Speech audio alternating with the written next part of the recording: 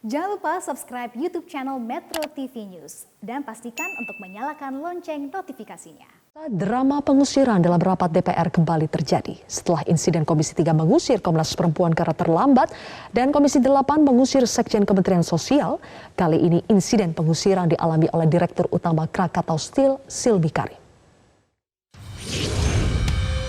Kalau sekiranya Anda nggak bisa ngomong di sini, Anda keluar.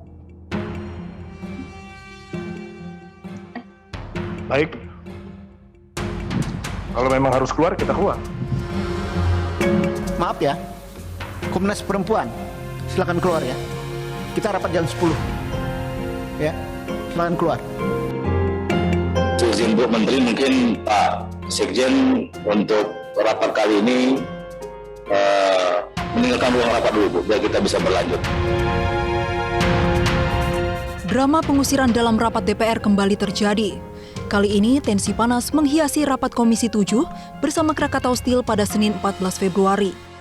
Dalam rapat itu, Direktur Utama Krakatau Steel, Silmi Karim, diusir dari ruang rapat saat berdebat soal proyek blast furnace dengan pimpinan rapat Bambang Haryadi. Perdebatan dimulai saat Bambang yang menyebut jangan maling teriak maling. Merasa tidak terima dengan pernyataan itu, Silmi pun bereaksi dengan tensi meninggi. Bambang menilai reaksi Silmi tidak menghargai DPR. Ini saya sebagai Dirut Krakatau Steel, bukan sebagai Ketua IIC ya. Anda tolong ini dulu lah, hormati persidangan ini. Ada teknis persidangan. Kok kayaknya Anda nggak pernah menghargai komisi? Kalau sekiranya Anda nggak bisa ngomong di sini, Anda keluar. Baik, kalau memang harus keluar, kita keluar. Pimpinan, Keluar. untuk Ya. menjaga marwah Setuju. kita punya sidang ini, kalau beliau sudah nantangin itu ya keluar aja. Anda keluar. Ini, Jangan ya. sampai pimpinan kita yang malu. Keluar. Anda sudah contempt of parliament. Ini, saya minta maaf. Anda merasa hebat. Tidak. Sudah pimpinan, saya pikir dihentikan saja. Ini udah nantangin ruangan ini yang ditantang sama dia. Insiden pengusiran Dirut Krakatau Steel itu pun menambah daftar tamu-tamu yang diusir dalam rapat DPR. Sebelumnya, pimpinan Komisi 3 DPR RI juga mengusir Komnas Perempuan dari rapat kerja karena datang terlambat.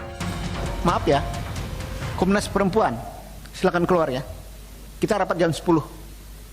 Ya, silakan keluar. Anda tidak menghormati quorum. Ya, karena Anda telat, silakan di luar dulu. Drama tak ada habisnya di Gedung Dewan Perwakilan Rakyat. Dalam tempo seminggu, anggota DPR RI kembali mengusir tamu rapat. Giliran Sekjen Kemensos Hari Hikmat yang diminta keluar ruangan saat rapat kerja dengan Komisi 8 pada Rabu 19 Januari lalu. Pangkal masalahnya adalah chat WhatsApp Sekjen Kemensos kepada Wakil Ketua Komisi 8 DPR, Aceh Hasan Syadzili. Pesan Hari kepada Aceh dinilai tak pantas hingga membuatnya diusir oleh pimpinan rapat Komisi 8, Yandri Susanto. Bu Menteri, ini kita sudah hampir 1 jam membicarakan ini dan nadanya sama Bu ya. Saya kira Pak Hari, Pak Sekjen, biar ini tidak berlarut-larut, kalau saya stop pasti semua interupsi lagi Pak ya. Oleh karena itu, seizin Bu Menteri, mungkin Pak Sekjen untuk rapat kali ini meninggalkan ruang rapat dulu Bu, biar kita bisa berlanjut. Silakan. Usai insiden pengusiran itu, Menteri Sosial Tri Risma hari ini mengaku tidak mengetahui isi pesan yang dikirim Hari kepada Hasan hingga berujung pengusiran. Meski begitu, Risma tetap meminta maaf kepada Komisi 8 atas sikap jajarannya. Tim Liputan Metro TV. Pengusiran demi pengusiran terjadi dalam rapat kerja DPR. Apakah pengusiran layak dilakukan atau malah menunjukkan arogansi wakil rakyat di Senayan? Saya akan membahasnya bersama dengan Direktur Eksekutif Formapi, I. Made Leo Wiratma. Selamat malam, Pak Made. Selamat malam, Mbak Sylvia. Baik, Pak Made, kalau kita bicara aturan dulu deh. Kalau sesuai aturan, apakah pengusiran terhadap mitra kerja yang diundang dalam rapat itu bisa dilakukan oleh DPR atau tidak? Kalau hal itu memang sangat mengacaukan rapat-rapat, itu bisa saja. Tetapi ini kan masih dalam suasana yang baik, gitu ya. masih ada diskusi, masih ada dialog. Yang satu ingin mengkonfirmasi masalah yang lain. Jadi bukan hanya sekedar membuat kegaduhan atau memang bertujuan mengacaukan rapat gitu.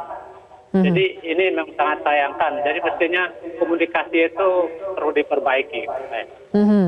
Tapi kalau kita dengar tadi dari cuplikan rapatnya, katanya karena memang kalau dalam kasus Direktur Krakatau Steel ya, memang Direktur Krakatau Steel-nya juga mengatakan ya kalau tidak bisa dibicarakan di sini lagi kita keluar tidak masalah. Terus kemudian ada suara ya demi menjaga marwah DPR, kalau sudah menantang demikian ya keluar saja. Apakah alasan seperti itu bisa diterima, Pak Made? Saya kira justru DPR rugi ya. Dia kan mengundang tamu untuk meminta penjelasan dari Dirut Krakatau Steel. Nah, dengan pengusiran ini kan justru mereka tidak dapat apa-apa gitu. Ya, informasi yang diharapkan itu mereka dapatkan. Oke, jadi ada kerugian juga di balik pengusiran itu yang dialami oleh DPR. Betul. Jadi setiap tamu, siapapun itu punya tamu kan harus dihormati ya. Apalagi ini lembaga yang sangat terhormat. Jadi mereka diundang dengan baik-baik dan juga datang dengan baik. Dan mungkin di dalam dialog mereka itu ada hal-hal yang memang mungkin sedikit menyinggung perasaan dan sebagainya, kan memang perlu diklarifikasi. Dan itu kan tinggal dikomunikasikan, bukan justru disuruh keluar. Akhirnya ini masalahnya semakin tidak jelas. Oke. Kalau dialog diteruskan, ya. Pak Made, kalau dengan alasan ada marwah DPR yang harus dijaga, apalagi kalau sudah ditantang seperti itu, apakah ini Anda melihatnya lebih menjaga marwah atau karena gengsi, arogansi? Saya kira enggak. Kalau memang disuruh keluar kan mereka mengatakan oke, saya keluar. Justru itu menunjukkan bahwa tamu itu menghormati tuan rumah. Karena saya disuruh keluar ya saya keluar kan gitu. Ya mungkin ini salah cara penerimaan saja gitu.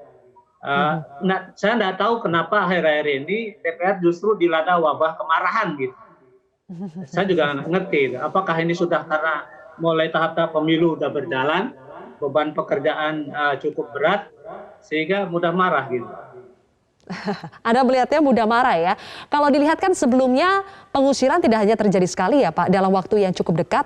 Pak Made, ada sebelumnya Komnas Perempuan diusir karena datang terlambat. Kemudian ada juga yang diusir Sekjen Kemensos karena chat WhatsApp yang dianggap tidak pantas.